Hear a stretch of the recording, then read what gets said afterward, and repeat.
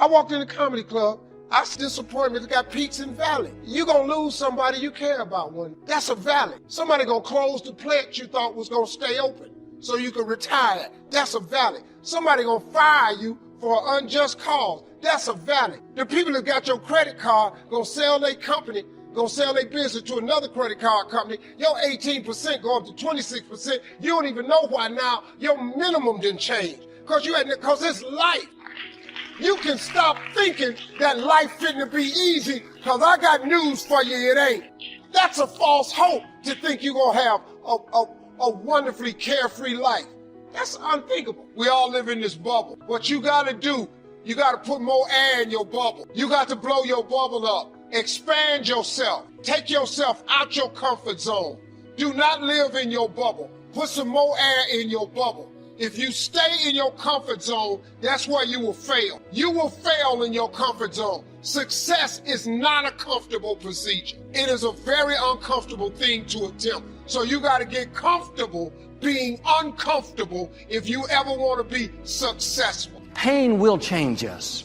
Heartache, loss, disappointments, they don't leave us the same. When I lost my father, I didn't come out like I was before. I was changed. If you go through a divorce, a legal battle, a friend betrays you, eventually that will pass.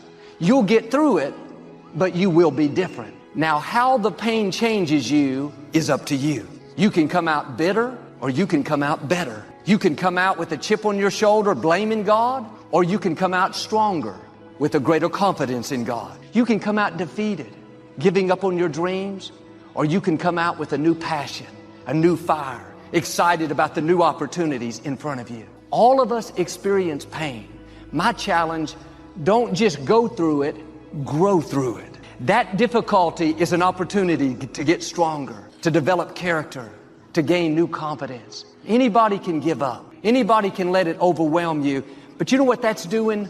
Wasting your pain. That pain is not there to stop you. It's there to prepare you, to increase you, to develop you. The scripture talks about how God is in control, not just of our lives, but He's in control of our enemies. Satan had to ask God for permission to test Job. The enemy may turn on the fire, but the good news is God has His hand on the thermostat. God controls how much heat, how much pain, how much adversity. He knows what we can handle. If it was going to harm us rather than help us, God would have turned back the intensity. In those tough times, when you're uncomfortable, going through a loss, dealing with an illness, you could easily let it overwhelm you. It's helpful to remind yourself, I may be in this fire, but I know who controls the temperature. The God who breathed life into me.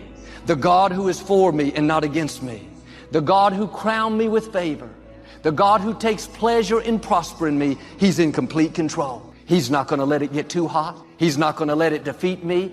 I may not like it, but I'm not a whiner. I'm a warrior. I know I can handle this.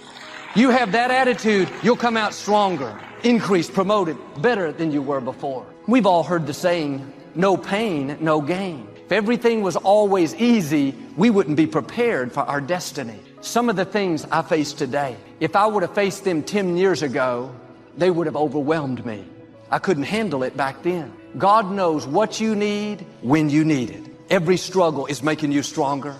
Every difficulty is growing you up. Every painful time, even though you don't like it, it's developing something in you that can only be developed in the tough times. Don't complain about the pain. Without the pain, we couldn't reach the fullness of our destinies. Researchers did an experiment with bumblebees. They took them up into space to study the effects of weightlessness on them. The bees floated through the air with great ease, didn't have to use their wings. I'm sure they thought this is the way we were made to live. No struggle, no adversity, no resistance. For a few days, everything was great. But on the 4th day, something happened. They all died. They loved it being easy, no adversity. But the problem was they weren't created to not have any resistance. In the same way, we were not created to float through life on flowery beds of ease. We're going to the sweet by and by, but we are living in the nasty now and now. We love to not have any pain, loss, disappointments, heartaches, betrayal. That's not reality. Difficulties are a part of life. You don't have a lot of time left, so there's no reason to complain. You're not even in a position to complain. You have to figure out that there has to be another idea about you, and you have to understand that there has to be something even greater and more challenging waiting for you. And if you're not willing to step outside of your comfort zone, if you're not willing to understand the principles and the possibilities that you have within yourself, then everything that you are thriving for, everything that you are hungry for, will soon come to an end. Now, I'm not here to preach to you about this. I'm here to let you know that there are things that are going on around you right now that are far greater than your complaining. You complaining about so much, but yet you show no action. If you could trade places with someone right now, and the person that you're trading places with may have it just a little bit tougher than you have it going on in your life right now. So many people are suffering from so many things in this world at this moment, but yet you're complaining. So many people in this world right now wish they could trade places with you, but yet you're still complaining. You don't have that right to just give up. You don't have that right to just throw in the towel and say that it's over for you. Ladies and gentlemen, you got to understand that the reason that you are existing in this world right now is because you have things that must be done, and only certain people are qualified to take it to the level that it needs to be taken to. For there should never be a limitation to wherever it is that you are seeking and how far you are willing to travel and how far you are willing to go. Sometimes people tend to get a little lazy. Sometimes people like to put themselves in this little bitty box and just say that they are okay with where they are. There can never just be an okay to anything when it comes to that life. There should never just be a complacent mindset. How do we evolve? How do you evolve? How do you grow? One thing about success, there are going to be many struggles. There are going to be many challenges. And there are going to be a lot of things that you may not even understand.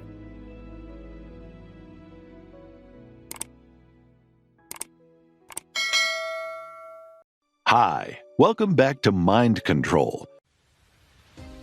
It drives me crazy when people say they don't have enough time to go to the gym for 45 minutes a day and work out. Or to do something for 45 minutes to an hour a day to improve. If it is physically improve or if it is mentally to improve. Imagine you read 1 hour a day about history.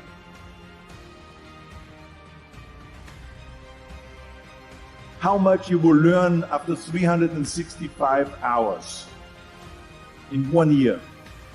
Think about if you study about the history of musicians, of composers, how much you would know.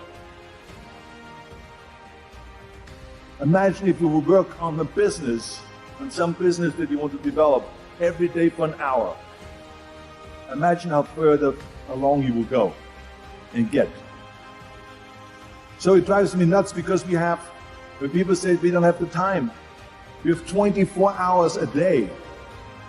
We sleep 6 hours a day, so that gives you still 18 hours. And there's someone shaking their head out here in front to say probably, I don't sleep 6 hours, I sleep 8 hours, right? So we have 18 hours a day. The average person works around 8 to 10 hours. So let's assume it's 10 hours, so we have 8 hours left. Then you travel around an hour a day, maybe 2 hours a day. So now you have still 6 hours left. So what do you do with these 6 hours?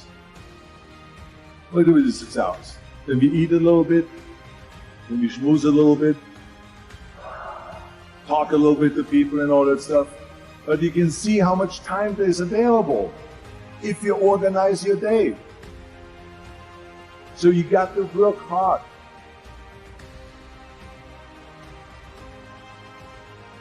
I mean, let me tell you something. When I went to America, I went to college. I went and worked out 5 hours a day.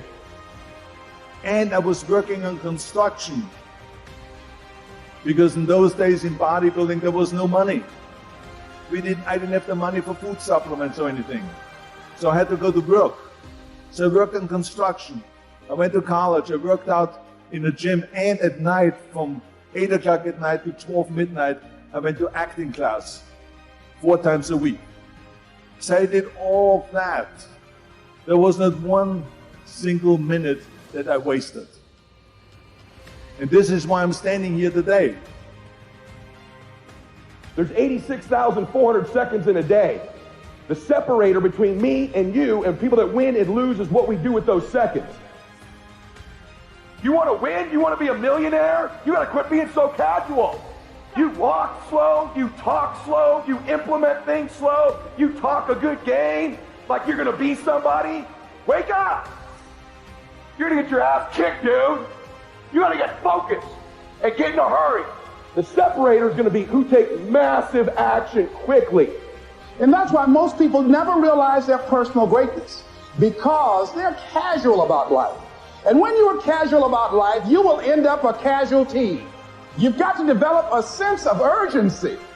Start working and developing yourself now and prepare yourself for what it is that you want, because you expect to get it. You meet somebody wealthy, their family at one point was not wealthy. And then the one shows up. The one. One person changes the family tree forever. In my family, I'm the one. And it wasn't because I wanted it or I hoped for it. I fought for it. I want to win. I want to fight for my family. I want my mom and dad proud of me. I want my kids proud of me. I want me proud of me. I want to look in the mirror and be happy with the man I look back at, that he gave it everything, that he went for it. You got to focus on you. And as you convince you will begin to see a difference in the things that you're doing.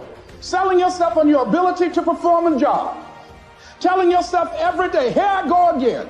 This is my day, and nothing out here is going to stop me. Everything has to do with you intending to win. If you make that shift, I'm going to win.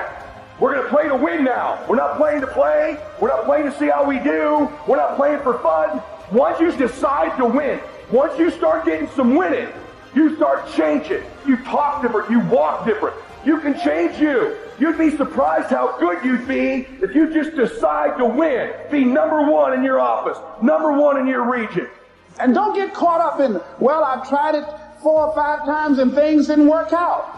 If there's something that you want and you're hungry for it, you've got to do what is required.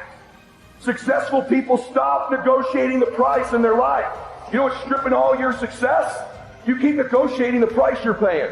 Man, all the work I'm putting in, it's not paying off. I don't see my family as much. I got to do all this. You start negotiating it all the time, and it's zapping all your damn energy. Successful people don't negotiate price, they negotiate worth. Could this be worth it to me to pay this? And once you decide it's worth it to win, it's worth it to be somebody, the negotiation stops. It might be year 2, 3, 4 before you get your big win, but you could decide now, I'm going to walk, talk, and be a different person. You decide that. You're the lead character in the story of your life. That's the decision. Decide now. You're going to keep negotiating the price, or can you not be bought? When asked what's the biggest mistake we make in life, the Buddha replied, the biggest mistake is you think you have time. Time is free, but it's priceless. You can't own it, but you can use it. You can't keep it, but you can spend it. And once it's lost, you can never get it back. The average person lives 78 years. We spend 28.3 years of our life sleeping. That's almost a third of our life, but 30% of us struggle to sleep well. We spend 10.5 years of our life working, but over 50% of us want to leave our current jobs. Time is more valuable than money. You can get more money, but you can never get more time. We spend 9 years on TV and social media. We spend 6 years doing chores. We spend 4 years eating and drinking. We spend 3.5 years in education. We spend 2.5 years grooming. We spend 2.5 years shopping. We spend 1.5 years in childcare, and we spend 1.3 years commuting. That leaves us with 9 years. How will we spend that time? Steve Jobs said, your time is limited, so don't waste it living someone else's life. So there's good news and there's bad news. The bad news is time flies. The good news is you're the pilot. Imagine you wake up every day with $86,400 in your bank account. And at the end of the night, it's all gone. whether you spent it or not. And then the next day, you get another $86,400. What would we do with it? Every day, 86,400 seconds are deposited into your life account. At the end of the day, once they're all used up, you get a new 86,400 seconds. We would never waste it if it was money, so why do we waste it when it comes to time? Those seconds are so much more powerful than dollars, because you can always make more dollars, you can't always make more time. To realize the value of 1 year, ask a student who failed a grade. To realize the value of 1 month, ask a mother who lost her child in the final month. To realize the value of 1 week, ask the editor of an online magazine. To realize the value of 1 hour, ask the couple who's in a long-distance relationship. To realize the value of 1 minute, ask the person who just missed a bus, train, or plane. To realize the value of 1 second, ask the person who just missed an accident. And to realize the value of a millisecond, ask the person who just came second at the Olympics. We think that it's people wasting our time, but it's really us giving them the permission to do that. And in reality, these two people live inside us. Don't let someone be a priority when all you are to them is an option. Some of us lose the people most important to us because we don't value their time. Some of us don't recognize how important someone is to us until they're gone. Inside all of us are two voices. One voice that wants to uplift, one voice that wants us to expand, one voice that wants us to grow. And then there's the other voice, the voice that holds us back, the voice that makes us lazy, the voice that makes us complacent, the voice that restricts us from our potential. Every day, from the moment we wake up to the moment we go to sleep, inside of us there's this battle between the two voices. And guess which one wins? The one that we listen to the most, the one that we feed, the one that we amplify. It is our choice of how we use our time. Life and time are the best two teachers. Life teaches us to make good use of time, and time teaches us the value of life. And as William Shakespeare said, time is very slow for those who want, very fast for those who are scared, very long for those who are sad, very short for those who celebrate. But for those who love, time is eternal. Everybody in this room wants two things. Everybody wants to be successful and everybody wants to be happy. I'm going to tell you something about that. That happiness and success is available for every last one of you. But I'm going to tell you what you're going to have to do. You got to change your mindset. If you're planning on being successful, you have to change this here. The difference between successful people and non-successful people is right here. It ain't no difference. It ain't none. I ain't got no more than none of y'all got. God gave me the same thing he gave y'all. God loved me the same as he loved all y'all. He don't love me more than he loved you.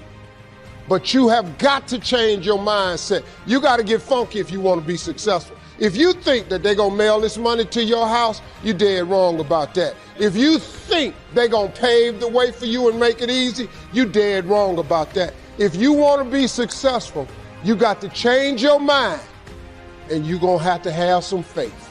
I am here to tell you that you can come from nothing and become something. The two most important days of your life is the day you're born and the day you discover why. All you have to do is uncover this gift that God gave you at birth, the one that he created in every living soul. He never created a person that he didn't give a gift to. All you got to do is uncover that gift that he gave you and start using it. The Bible says your gift will make room for you. You have got to make some decisions in your life, but you got to tie it to this gift. Your gift is the thing that you do the absolute best with the least amount of effort. That's your God-given gift. He didn't hide it from you. He didn't put it under the rocks. He didn't hide it in the ocean. You don't need no map to find it. God put it right here when he made you.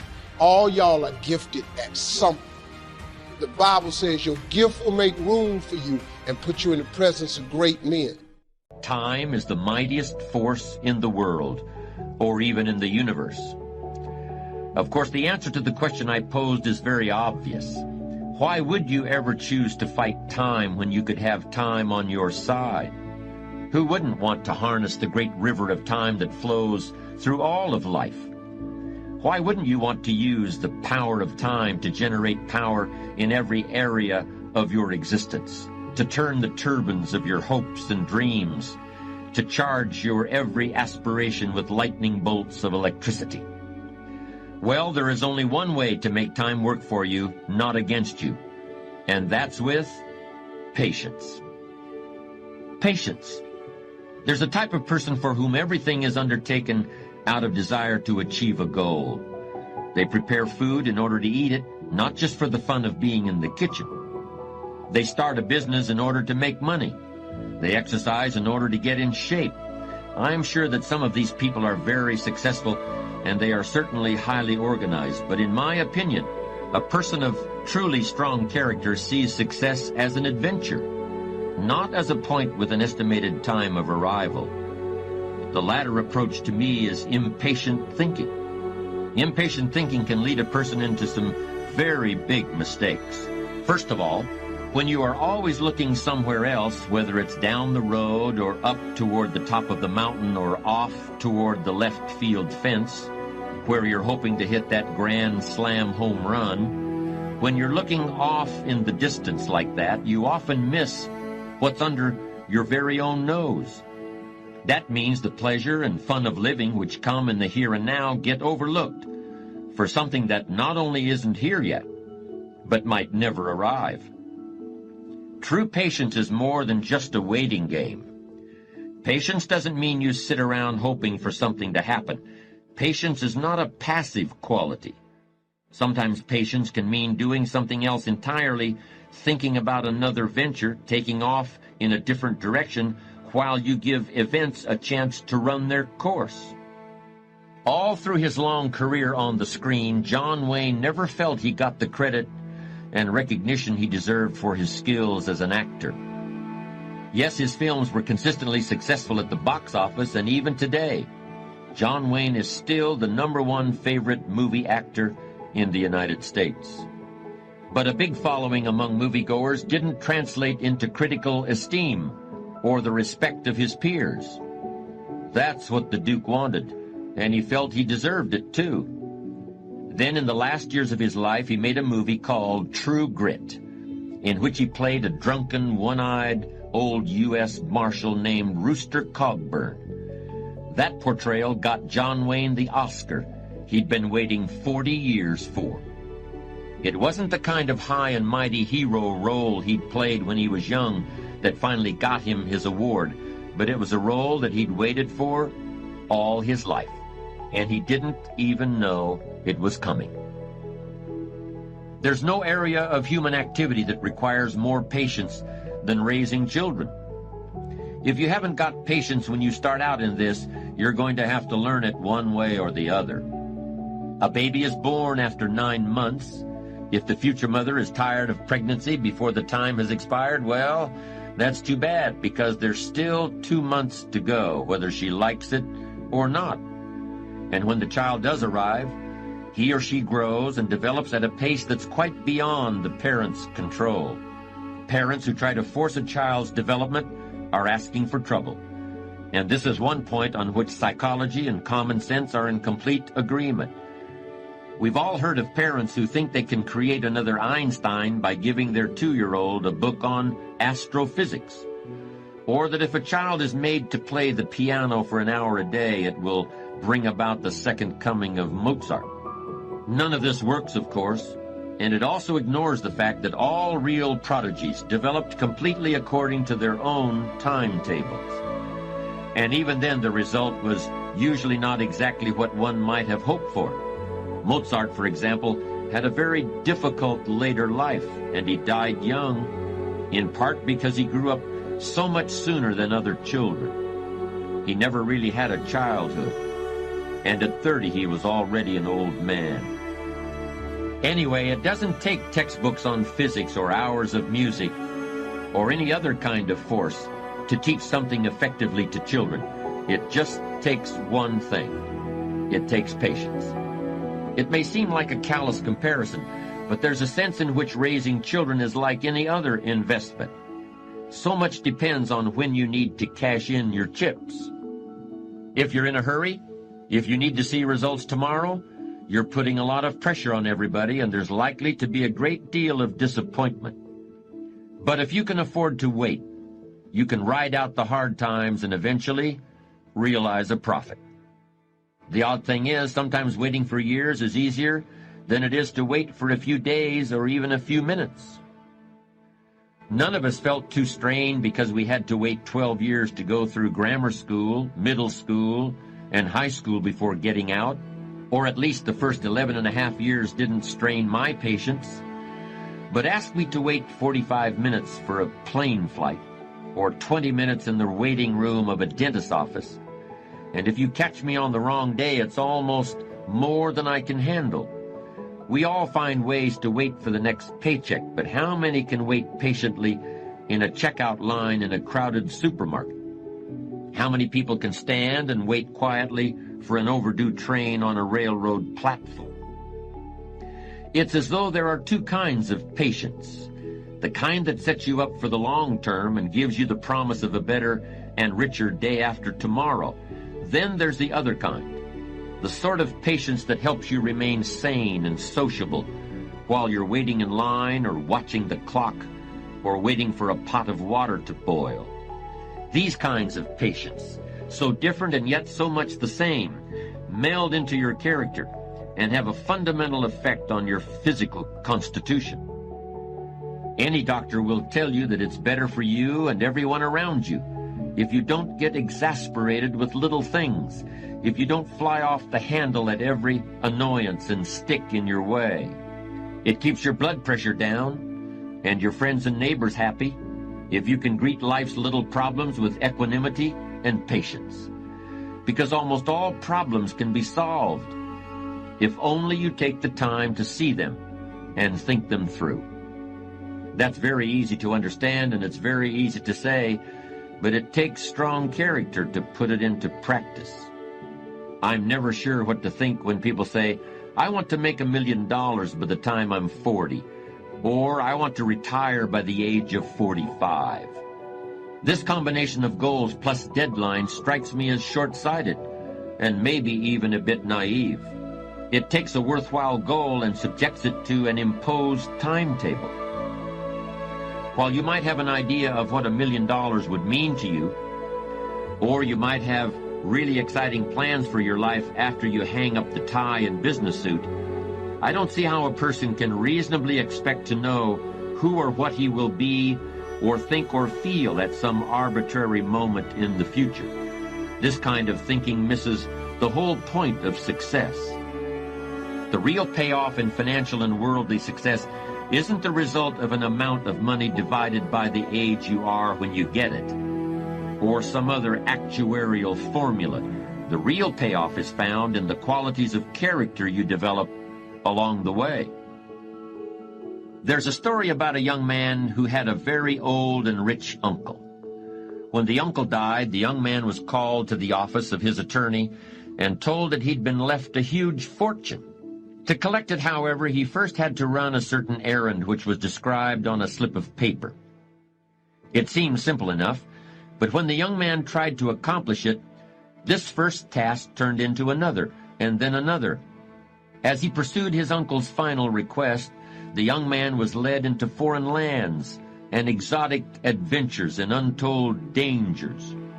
More years passed, and the young man nearly lost track of how and even why he was on this long journey, and he could hardly imagine what its end might be.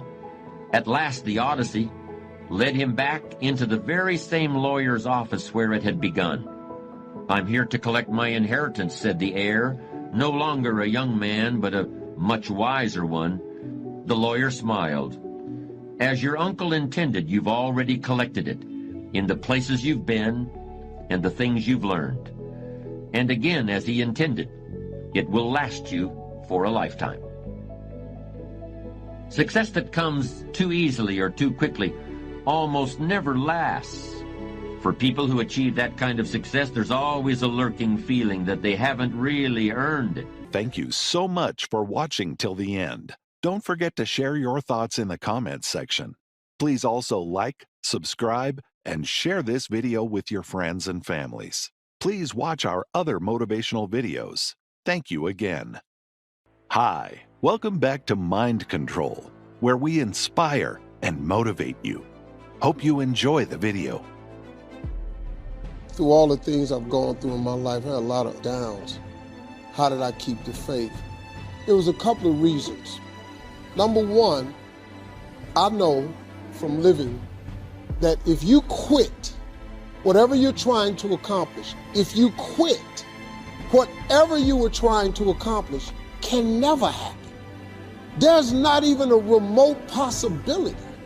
If you quit, there is no chance of it popping back up again, coming back later. Quitting is guaranteed failure.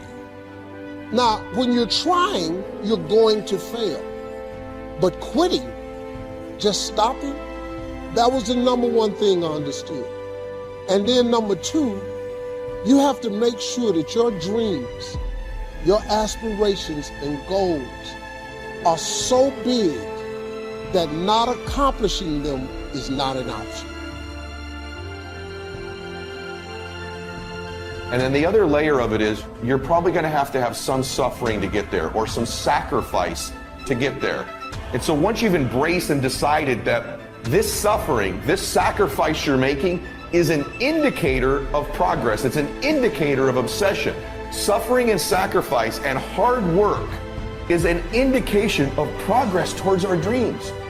The lack of sacrifice, the lack of suffering in our lives, its removal, its non-existence also equates to a non-existence of a great life, a non-existence of a dream happening, a big one anyway. You have to want something so big that it wakes you up in the middle of the night. You have to want something so big that you think about it all the time. You have to want something so big that it drives you to wake up when you don't want to. It keeps you up at night when you long been sleepy. It makes you show up, do things you wouldn't normally do. It requires extra. If you want to be extraordinary and not ordinary, if you want to be ordinary, live your life. And so embrace the fact that you're going to have to sacrifice and suffer to some extent.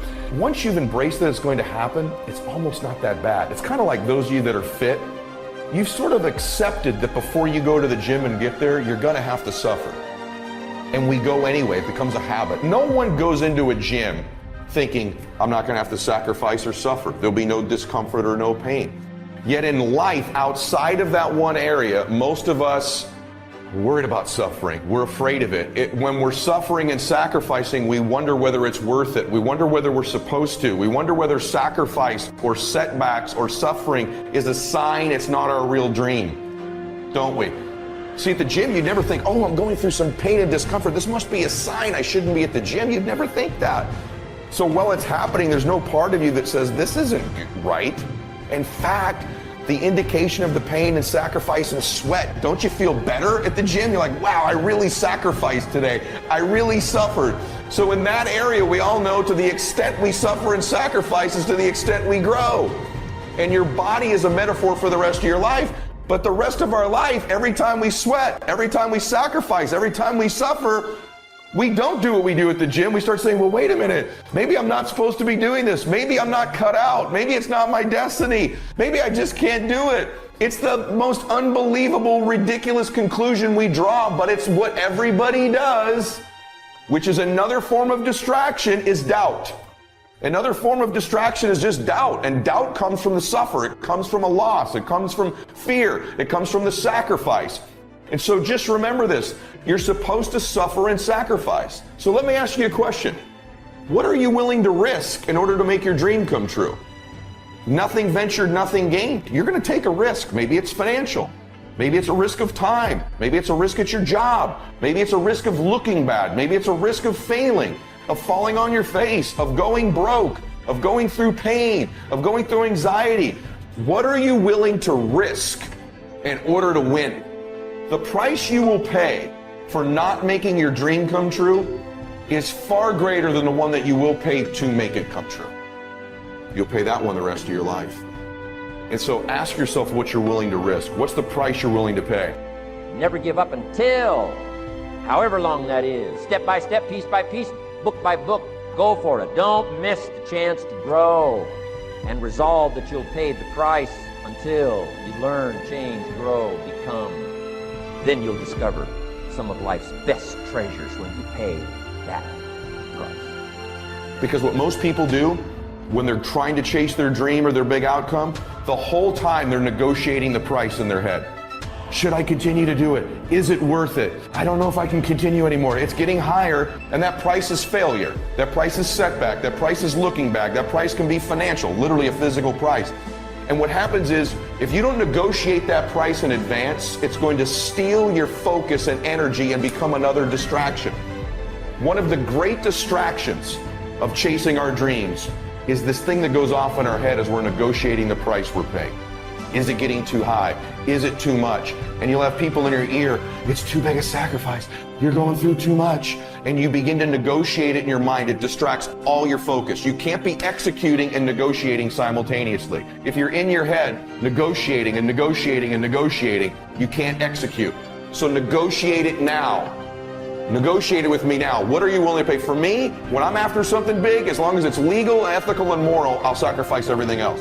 But I will not sacrifice anything legal, anything unethical, or anything immoral. But beyond that, I'm going to get it. And I know that negotiation comes up front. I accept the suffering. I accept the sacrifice. I know the sacrifice is far smaller than the one I'll pay if I don't do it. And I eliminate distractions, and I go freaking get what I want in my life, just like you can, and this needs to be your recipe as well. Successful people don't negotiate the cost of something. They negotiate whether it's worth it. What I'm telling you is, if you really want something bad enough, it's worth it.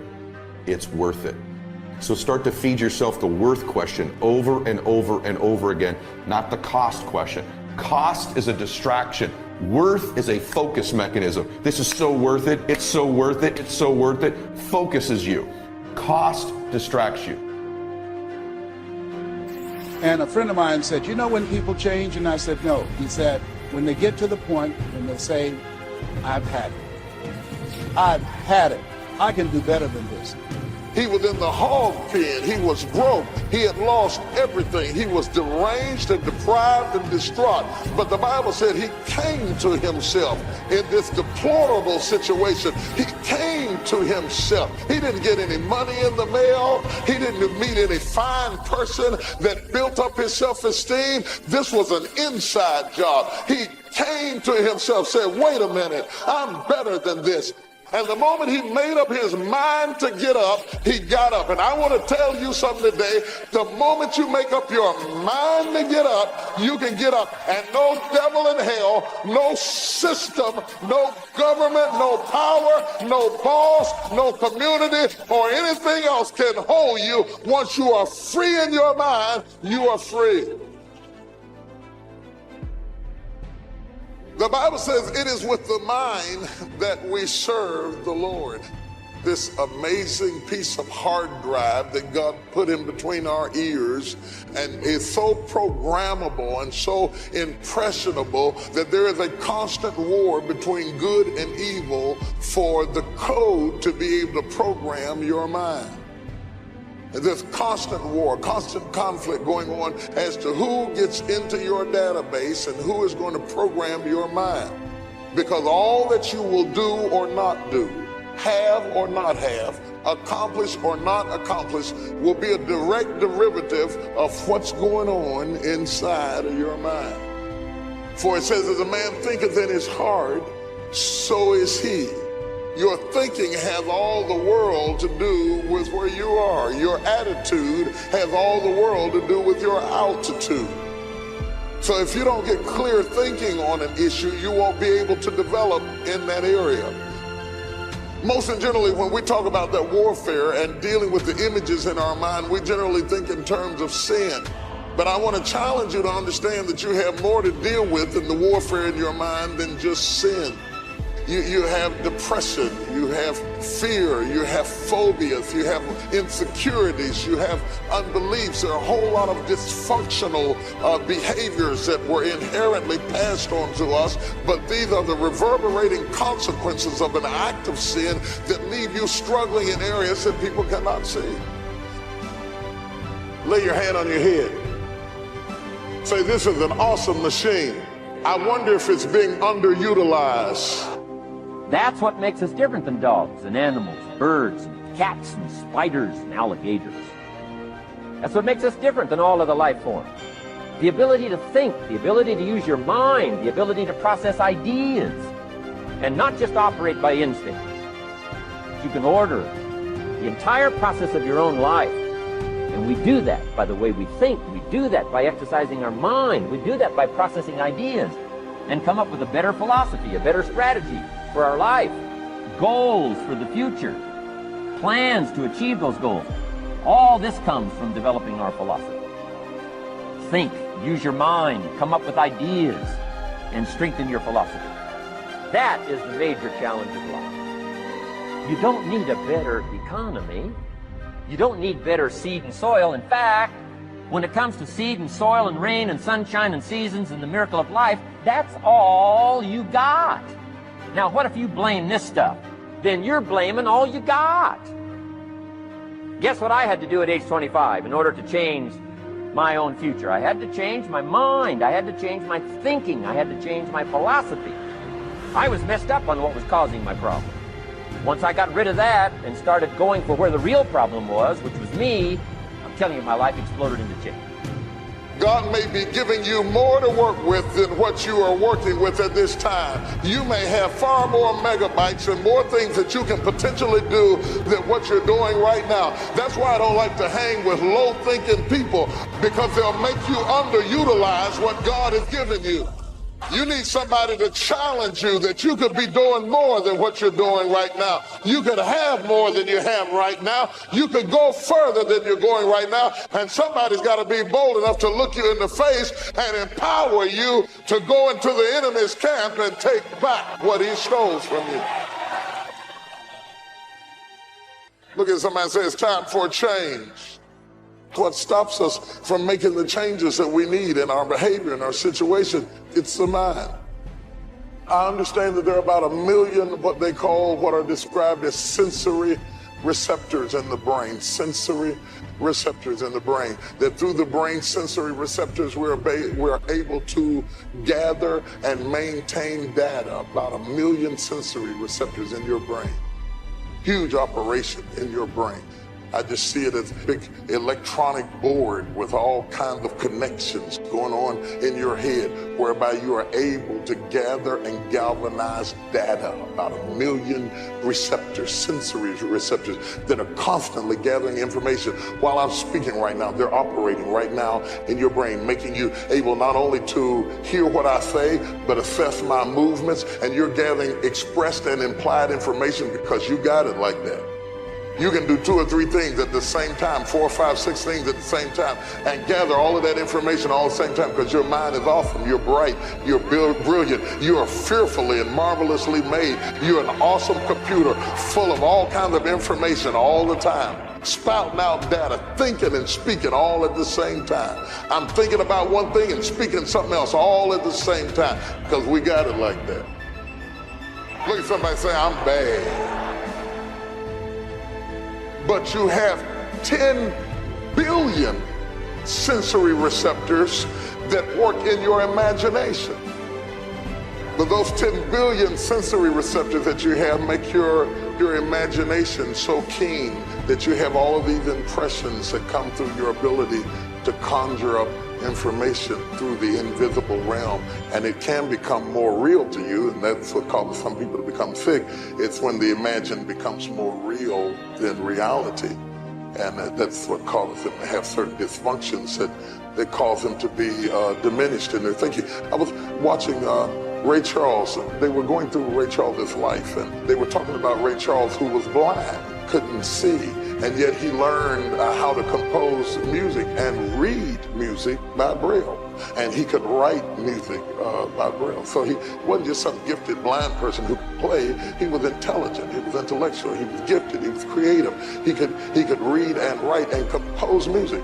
Even though he couldn't see and he lost the benefit of one of those devices that bring information to his sensory receptors, he began to rely on his invisible, the 10 billion sensory receptors to gather information through other channels. Interestingly enough, he said something that was so harmonious was my message, I thought I would include it. He said that even though he had gone blind at 7, at 5 years old, he'd seen his brother drown to death in a small basin of water, and by 7 he'd gone blind, if I remember correctly. And by the time he was 12 or so, both his parents were dead. He was blind, he'd seen a murder, and his life was off and seemingly out of control, and music became an outlet for his spirit and for his soul. And he says, even though he couldn't see, he could hear the imagined music in his head so strongly that when he got ready to compose a piece, he says he didn't need a piano. He could compose an entire piece in his head because the accuracy of the music he heard in his head was more real to him than the music he played with his fingers. So what's going on in your head often can become more real than what's going on in your life. Well, how do we get this information? We get this information through conditioning, through imagination, through suggestions, through implications, and all of this affects who we are and how we function as individuals. Are you following what I'm saying? That's why you have to watch what you do with your eye gate and your ear gate and your mouth gate, because all of these are gates to the soul whereby the enemy, evil or wickedness or righteousness comes before you. And the images that you have seen have all the world to do with who you are right now. Are you following what I'm saying? We'd like to thank you so much for watching till the end. Don't forget to share your thoughts in the comments section. Please also like, subscribe, and share this video with your friends and families. Please watch our other motivational videos. Thank you again.